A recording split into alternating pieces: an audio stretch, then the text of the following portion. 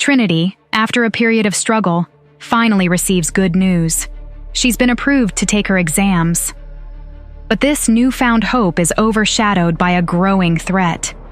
Reese, the alpha, investigates a trail of rogue wolves, only to discover a chilling truth. Warlocks are manipulating the situation. As he delves deeper, he encounters an invisible barrier, his senses distorted and his trust shaken. Is there a traitor lurking within his own pack? And what secrets lie hidden within Trinity's lineage? Can Trinity overcome the challenges of her exams while facing the looming threat? Will Reese uncover the truth behind the Warlock interference before it's too late? Who can Reese trust as he navigates this treacherous path? He's healing, Reese thought as he struggled to stick to the trail. He had been following it for nearly 6 miles. The blood was less frequent, but Reese still had his paw prints and scent. I need to find him. I need to know why he's after my mate. Then Reese hit it. It was some kind of invisible barrier, but instead of stopping Reese in his tracks or making him bounce back, it cut off his senses. Not entirely, but he couldn't smell the wolf anymore. He could barely see the prints on the ground. He couldn't even hear his own breathing, ragged as it was from anger, frustration, and his sprint to find the rogue wolf.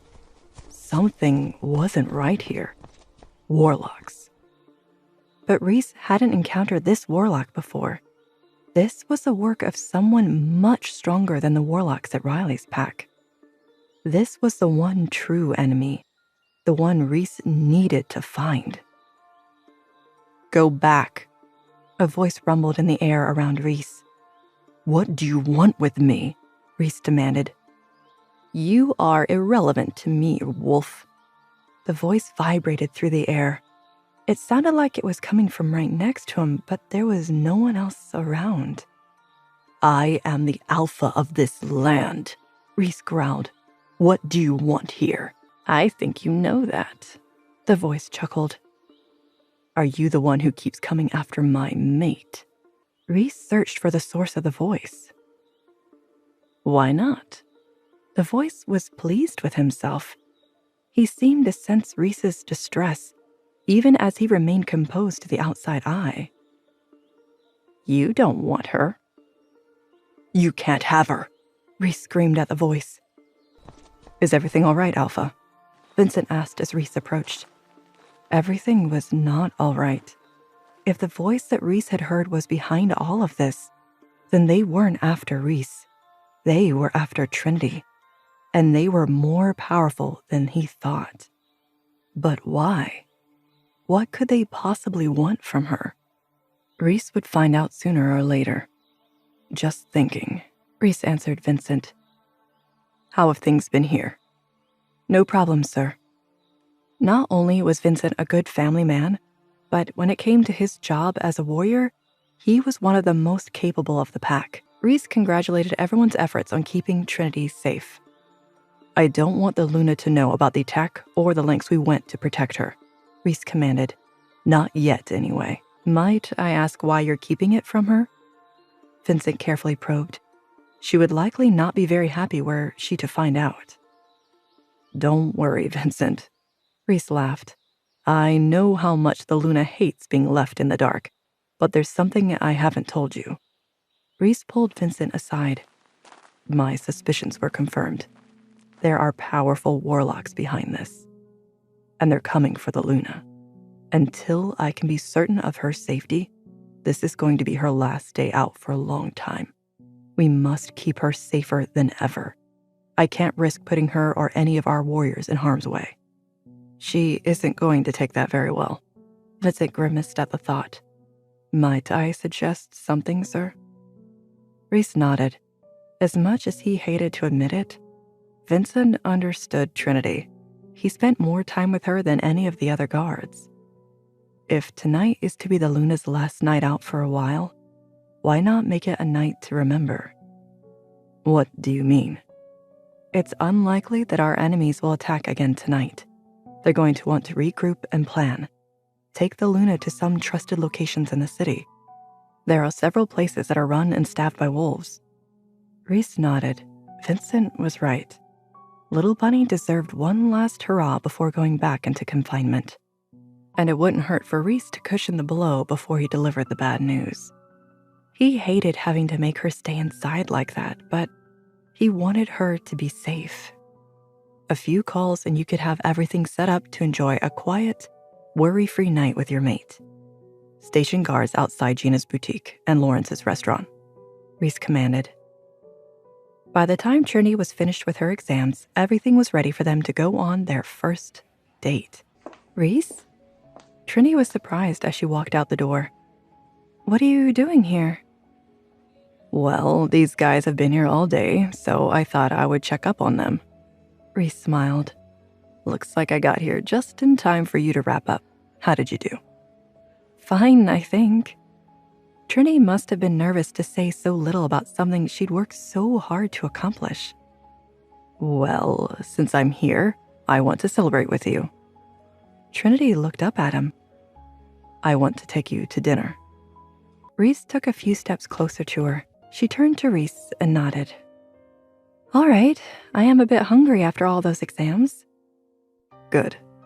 Reese took her hand and pulled her to him. Did you have a busy day? Trinity asked. You can say that. Reese wasn't ready to tell her what happened. Trinity hummed as she caught his meaning. Where are we going? She asked as Reese turned left toward the city rather than taking the winding road in the direction of the compound. I told you. Reese smiled as he watched for Trinity's reaction out of the corner of his eye. We're getting you ready for dinner. Reese, driven by a fierce protectiveness for his mate, Trinity, navigates a dangerous game. An unseen enemy, more powerful than any warlock he's faced before, has targeted Trinity. Reese must shield her from this threat, even if it means confining her to the safety of the pack. But as he prepares to break the news, he decides to give Trinity one last taste of freedom, a final night of carefree enjoyment before the inevitable restrictions. He orchestrates a surprise date, hoping to soften the blow of the impending confinement. What are the true intentions of the mysterious enemy targeting Trinity? What unique power does Trinity possess that makes her such a valuable target? How will Trinity react when she learns of the danger and the restrictions placed upon her? Hey, I am Trinity. Want to know what happens next? Then click the link in the description below and download the Pocket FM app and listen to the exciting episodes of Chosen by Fate, Rejected by the Alpha. Reese is tracking a rogue wolf who has been mysteriously targeting his mate, Trinity. The trail leads him to an invisible barrier, a sign of powerful magic. He encounters a chilling voice, claiming to be the true alpha of the land and threatening Trinity. Reese suspects powerful warlocks are behind the attacks, targeting Trinity for unknown reasons. But as he prepares to break the news, he decides to give Trinity one last taste of freedom, a final night of carefree enjoyment before the inevitable restrictions. He orchestrates a surprise date, hoping to soften the blow of the impending confinement. How will Trinity react? Who is the mysterious voice, and what do they want with Trinity? What are the warlocks planning, and how will Reese protect Trinity from this unseen threat? Will Trinity suspect anything is amiss as Reese plans a seemingly romantic evening for her? A great dinner and a beautiful restaurant was exactly what they needed. He could charm her the way he hadn't before. This would be different from their breakfasts at home. This would be their first date. He heard Trinity's heart quicken beside him. Was she nervous too? Breathe, little bunny. Trinity admired the restaurant on the way to their table. She looked impressed until she noticed the patrons glaring at them from the lobby. Ignore them, they're just hungry, Reese said while pulling out Trinity's chair. A waiter approached with wine, so Reese had a moment to restart. He said, I'm sure I could handle whatever came our way, but goddess forbid. If something happened, I needed our pack by our side. Right, she started sarcastically, because alphas are so good at asking for help. You laugh, but I'm alpha for a reason.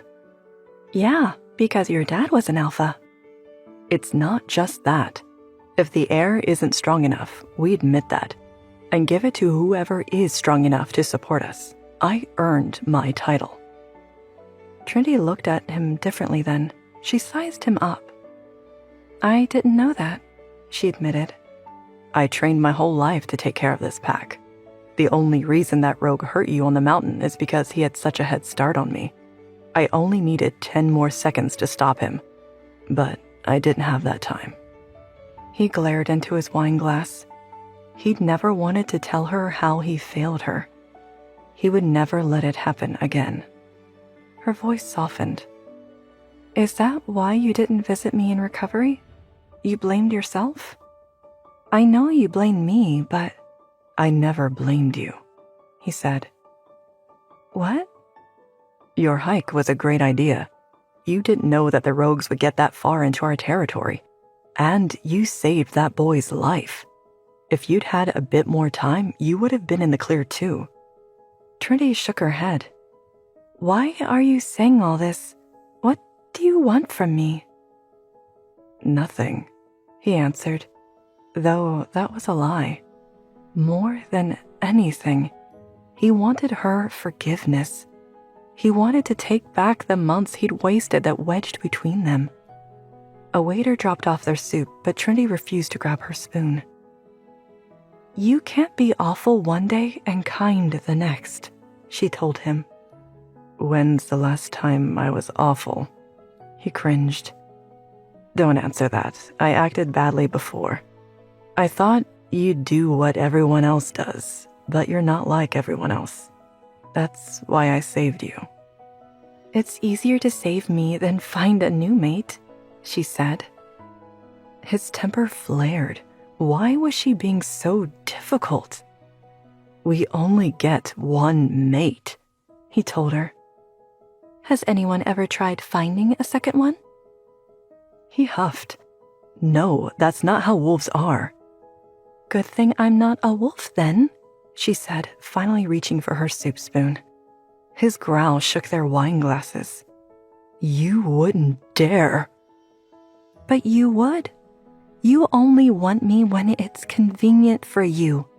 How long until you get bored and reject me again? How long until you do the same? He snapped. You act like I'm the only one resisting, but you've run away and complained. You kicked me out of your room. Because you rejected me. I ran to get space to process this, and you refused. I was terrified, but I still got dressed for you. I tried to connect with you. And what did you do? You rejected me again. How can I trust you after all that? His cheeks burned with shame. He hadn't expected to really hurt her. He thought she could never love him without a wolf. He thought he was protecting everyone. His heart sank. His wolf whimpered.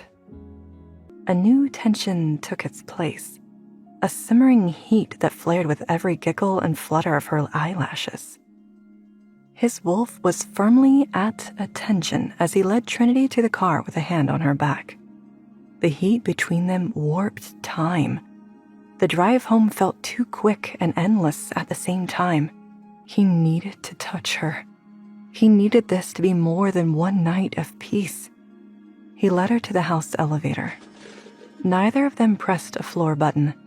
His fingers danced on her hip, and she shivered into the touch. He had to ask. Do you feel it too? Feel what? She asked, but she sounded as breathless as he felt. He used his grip on her to spin her to him. She gasped. Her eyes were wide but dark with the same hunger that coursed through him. He leaned down, letting his nose guide him, inhaling her cheeks and neck. What are you doing? She asked. He practically purred, contemplating a second dessert. Don't touch me. She pushed past him to jam the button on her floor. I knew what this was. I still fell for it. What is wrong with me? Trinity rushed off the elevator without waiting for him. Reese wanted to run after her. Really, he did, but Convincing her was already impossible, and running in his current state would have been extremely uncomfortable. He readjusted himself as the doors closed. Tomorrow, I'll deal with her meltdown. Tonight, I'll take the coldest shower known to man. Reese stared at the closing elevator doors, a frustrated growl rumbling in his chest. He'd messed up royally. Trinity, his mate, his stubborn, infuriating, and utterly captivating mate was gone, and he was left to simmer in a cauldron of regret and desire. Will Reese be able to apologize and explain his actions? Can he convince Trinity that his feelings are genuine, or has he pushed her away for good?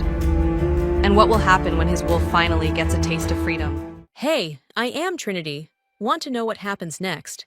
Then click the link in the description below and download the Pocket FM app and listen to the exciting episodes of Chosen by Fate, Rejected by the Alpha,